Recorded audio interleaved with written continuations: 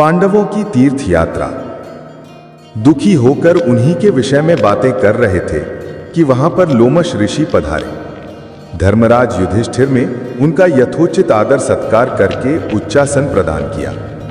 लोमश ऋषि बोले, हे पांडवगण, आप लोग अर्जुन की चिंता छोड़ दीजिए। मैं अभी देवराज इंद्र की नगरी अमरावती से आ रहा हूं। अर्जुन वहां पर सुखपूर्वक निवास कर रहे हैं। उन्होंने भगवान शिव एवं अन्य देवताओं की कृपा से दिव्य तथा अलौकिक अस्त्र शस्त्र तथा चित्रसेन से नृत्य संगीत कला की शिक्षा भी प्राप्त कर लिया है। वे अब निवात और कवच नामक असुरों का वध करके ही यहाँ आएंगे। देवराज इंद्र ने आपके लिए ये संदेश भेजा है कि आप पांडवगण अब तीर्थयात्रा करके अपने आत्मबल में वृद्धि करें। देवराज इंद्र के दिए गए संदेश के अनुसार युधिष्ठिर अपने भाइयों पुरोहित धौम्य, लोमश ऋषि आदि को साथ लेकर तीर्थ यात्रा के लिए चल पड़े। वे लोग नैमिषारण्य, कन्या तीर्थ, अश्व तीर्थ, गौ तीर्थ आदि में दर्शन स्नानादि करते हुए अगस्त्य ऋषि के आश्रम आ पहुँचे। लोमश ऋषि ने उस आश्रम की प्रशंसा करते हुए बताया, हे धर्मराज, यह अगस्त्य मुनि एवं उनकी धर्मात्मा पत्नी लोपामुद्रा की पवित्र तपस्थली है। एक बार अगस्त्य मुनि यहाँ घूमते हुए पहुँचे तो उन्होंने एक गड्ढे में अपने पूर्वजों को उल्टे लटकते देखा।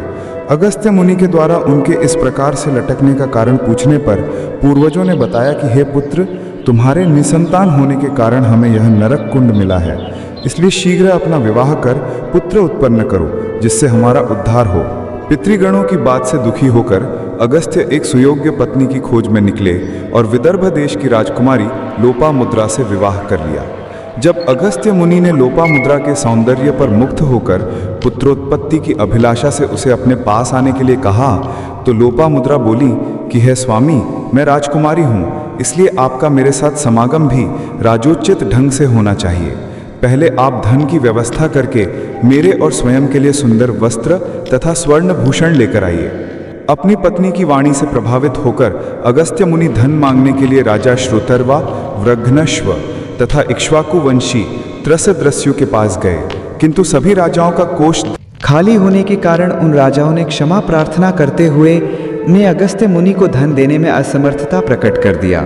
निराश होकर अगस्त्य मुनि इलचल नामक दैत्य के पास पहुंचे। इलचल दैत्य ने प्रसन्नता के साथ उन्हें मोह मांगा धन प्रदान कर दिया।